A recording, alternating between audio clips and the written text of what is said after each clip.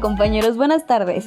Hoy traemos para exponerles los temas de las unidades 2 y 3 de la materia de Derecho a la Información. Este grupo está conformado por Meritzel Rosas, Salvador Campos, Carlos Sánchez Mendoza y Ana María Herrera Gil. servidora Adamari López Cruz. Les voy a platicar un poco sobre la libertad de expresión. Tienes derecho a decir lo que piensas, a compartir información y a reivindicar un mundo mejor. También tienes derecho a estar o no de acuerdo con quienes ejercen el poder y expresar tus opiniones al respecto en actos pacíficos de protesta. Toda persona tiene derecho a la libertad de pensamiento y expresión. Este derecho comprende la libertad de buscar, recibir y difundir información e ideas, ya sea oralmente, por escrito o a través de las nuevas tecnologías de la información, el cual no puede estar sujeto a censura previa, sino a responsabilidades ulteriores expresamente fijadas por la ley consagrada en el artículo 6 constitucional. Esta libertad supone la facultad de toda persona de manifestar sus ideas, pensamientos u opiniones por cualquier medio. Este sentido incluiría la libertad de pensamiento u opinión, que permite la libre manifestación de ideas a través de un medio no escrito, y la libertad de imprenta, cuando las ideas se expresan por un medio escrito. La libertad de expresión es una de las condiciones de existencia y posibilidad de un régimen democrático. En otras palabras, la libertad de expresión es condición necesaria, aunque no suficiente desde luego, para que se pueda considerar que en un determinado país existe la democracia.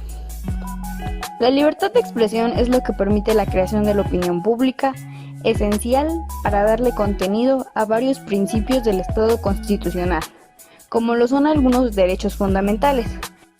Por ejemplo, el derecho a la información, el derecho de petición o los derechos en materia de participación política. La existencia de una opinión pública libre y robusta también es una condición para el funcionamiento de la democracia representativa. Es así como concluyo este tema. Los dejo con mis compañeros que les expondrán un poco más sobre el derecho a la información. Hola, ¿qué tal? Yo les voy a hablar sobre el acceso a la información. Es el derecho de toda persona de solicitar gratuitamente la información generada, administrada o en posesión de las autoridades públicas, quienes tienen la obligación de entregarla sin que la persona necesite acreditar interés alguno ni justificar su uso. El derecho a informar, que comprende las facultades de investigar y difundir, es la fórmula moderna de las libertades de expresión e imprenta. El derecho a ser informado, que solo se entiende en relación con lo anterior, comprende la facultad de recibir información.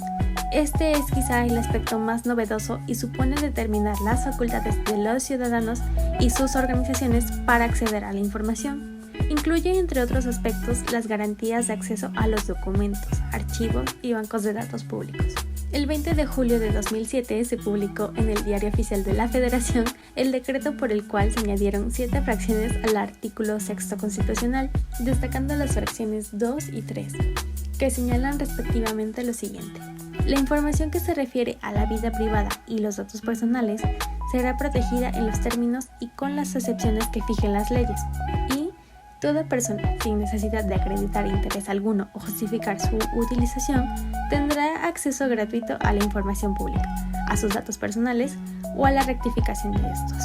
Los antecedentes iniciaron con la reforma al artículo 6 constitucional en el año de 1977, mediante la cual el derecho a la información fue incorporado a la Carta Magna. En la Ciudad de México, las autoridades públicas obligadas a mantener la información pública son las siguientes: Poder Ejecutivo, Poder Legislativo, Poder Judicial, órganos desconcentrados, descentralizados y autónomos, fideicomisos y fondos públicos, partidos políticos locales y cualquier persona física, moral o sindicato que reciba y ejerza recursos públicos o realice actos de autoridad.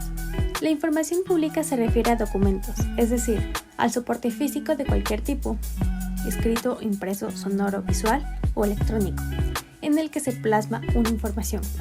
Por ejemplo, expedientes, reportes y actas, estudios y estadísticas, acuerdos y resoluciones, correspondencia oficial, oficios, circulares y memorándums, y cualquier otro tipo de registro de la actividad gubernamental.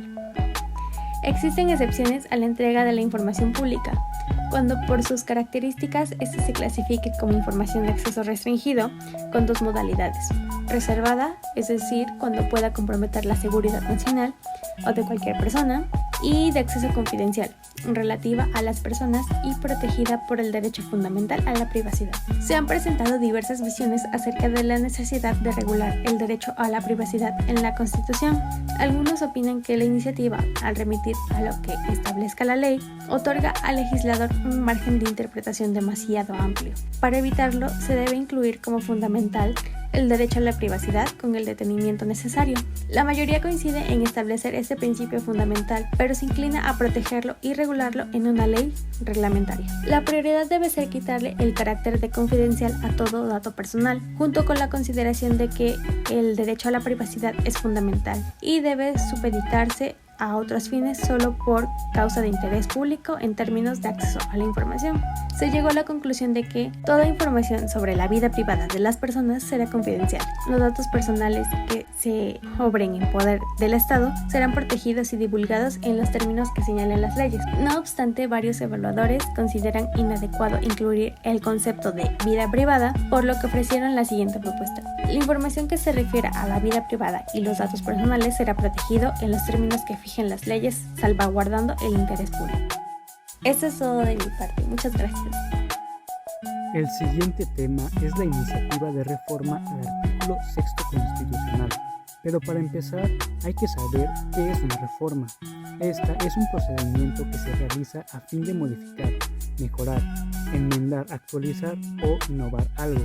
En el ámbito legislativo, una reforma es una racionalización de procedimientos legales con el propósito de mejorar y actualizar el marco normativo que rige al Estado en cuanto a sus leyes constitucionales y secundarias. Ahora bien, pasemos a la reforma que fue publicada el 20 de julio de 2007 en el Diario Oficial de la Federación. Esta reforma dice: la manifestación de las ideas no será objeto de ninguna inquisición judicial o administrativa, sino en el caso de que ataque a la moral, los derechos de terceros, provoque algún delito o perturbe el orden público. El derecho a la información será garantizado por el Estado.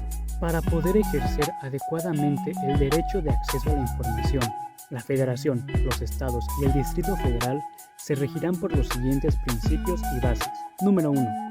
Toda información que se encuentre en posesión de cualquier autoridad, entidad, órgano y organismo federal, estatal y municipal es pública y solo se podrá reservar temporalmente por razones de interés público en los términos que fijen las leyes. En la interpretación de este derecho deberá prevalecer el principio de máxima publicidad.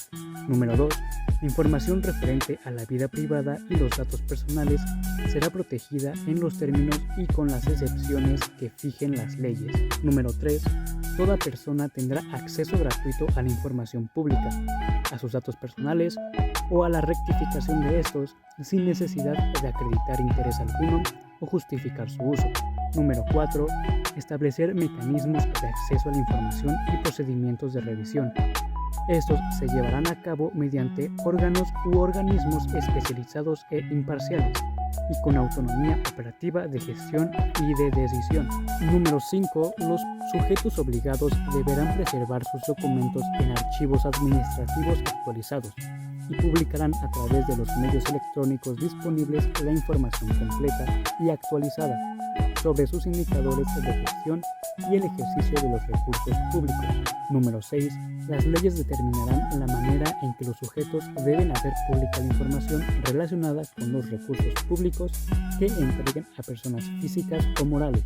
Y número 7. La falta de cumplimiento a las disposiciones referentes al acceso a la información pública será sancionada en los términos que dispongan las leyes.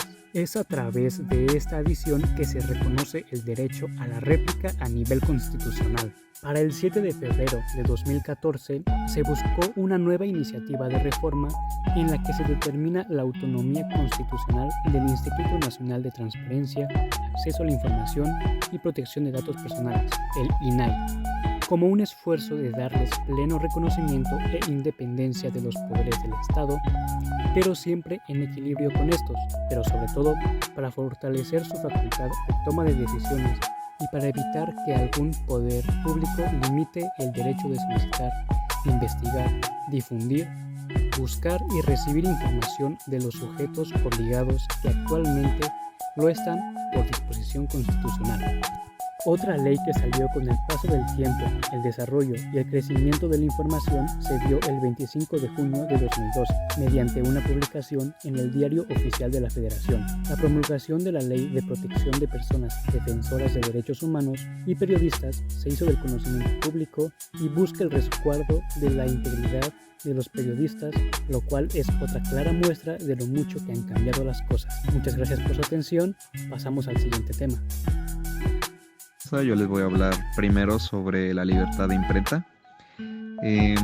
Yo creo que el mayor problema del tema radica en la regulación, los límites que se le han impuesto, los cuales pues la mayoría de estos incluyen censura, y hay otros en los que hay problema con la censura y no censura, ya sea previa o posterior. Hay controles previos y posteriores, ya sea pueden ser formales o informales.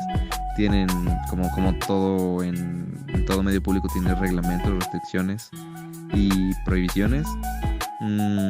Se llega a censurar cierto grado de violencia, pero sin olvidar el grado de complejidad que puede llegar a tener la expresión, pero hasta cierto límite. Los imprentas que actúan como parte de gobierno son las encargadas de principalmente dar la transparencia que el gobierno quiere dar a la audiencia, pero por otro lado están la parte de prensa que necesita demostrarle al público la no transparencia. Entonces se genera un propio debate de Estado-nación para generar una transparencia, o si realmente se está haciendo el debate y la información se está dando tal cual está escrita, o está siendo modificada para no generar un conflicto aún mayor. En base a las entidades colectivas, que son los procesos de democracia y modernización que ha habido en la información para la imprenta, la regulación y el control al final son herramientas que, para bien o para mal, tenemos el privilegio de tener acceso, y que también actúan en la política precisamente para nuestro beneficio o no beneficio, ya sea como lo vea cada persona. Y las discusiones sobre el tema pues se proyectan marcando grandes periodos de agitación y esfera pública. El punto mayor va a radicar si en verdad se quiere llegar a una conclusión de qué tan transparente al final se vuelve todo. Pero al final eso nos lleva a mi segundo tema del que me tocó hablar, que es el futuro de la regulación. La regulación, desde que en las nuevas tecnologías se ha visto un poco alterada, ya que se dice en los medios tecnológicos y en las bases de datos del Internet que todo lo que hay en Internet siempre es transparente, es siempre para el uso de todos, pero realmente se genera un debate y un desafío para tanto el pueblo como para la política, porque se genera el debate si realmente lo que está en Internet es de acceso público.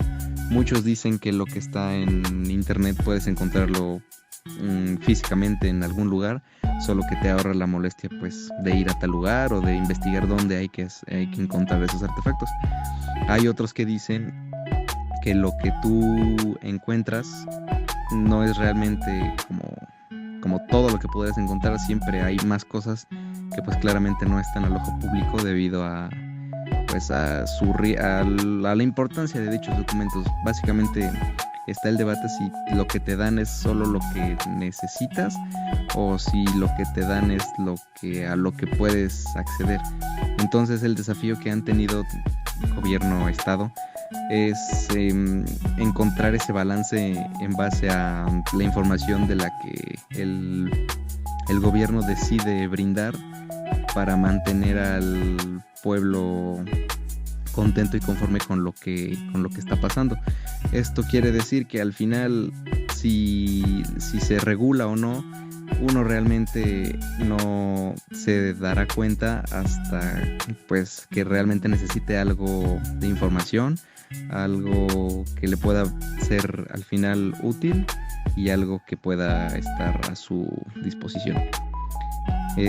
Esto sería todo de mi parte. Muchísimas gracias por la atención. Gracias. Hola, yo les voy a hablar del régimen jurídico de la radio y la televisión, que se encuentra en la Ley Federal de Radio y la Televisión, en el Diario Oficial de la Federación, que se hizo en 1960, y su reglamento en 1973. Uno de los temas más debatidos es el régimen de concesión de radio y la televisión. En el artículo 1, en el propio 27 constitucional, establece que corresponde a la nación el dominio directo de su espacio territorial y en consecuencia del medio en el que se propaga. Dicho dominio es inalienable e imprescindible.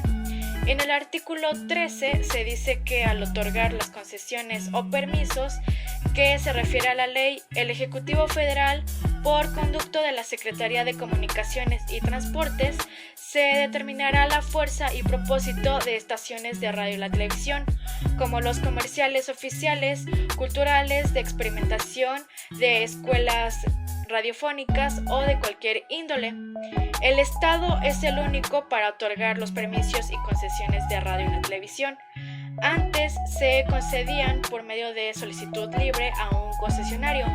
Ahora se realiza por medio de licitación pública, pero el Estado y los medios viven en un idilio permisivo, pues el Estado permite mientras los medios conceden.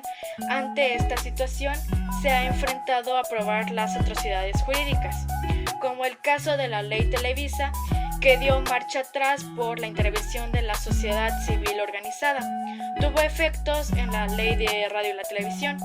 En cuanto al régimen de contenidos publicados en radio y la televisión, los artículos 67 y 70 contienen disposiciones de publicidad comercial, señalando que se debe existir cierto equilibrio entre el anuncio comercial y la programación.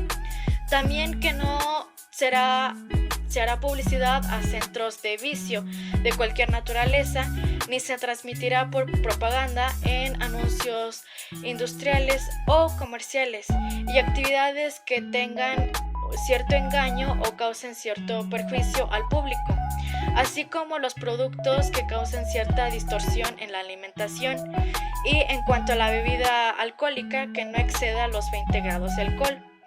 En el caso de la propaganda de lotería, rifas o sorteos, debe ser autorizada por la Secretaría de Gobernación.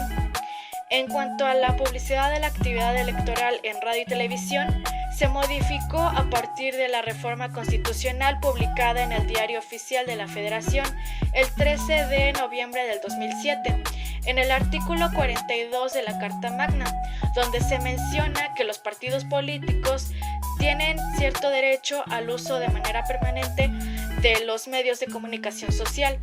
Los partidos políticos en ningún momento podrán contratar tiempos de cualquier modalidad en radio y televisión, y que ninguna persona moral o física puede contratar propaganda de radio y televisión para influir en las preferencias electorales. En el régimen jurídico de la cinematografía se encuentra la Ley Federal, constituida por 47 artículos, donde se promueve la producción, la distribución, la comercialización y la exhibición de películas.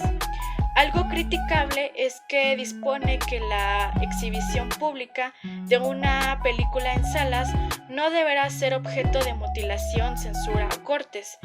Previo a la exhibición, distribución y comercialización de películas, se deberá someter a la autorización y clasificación.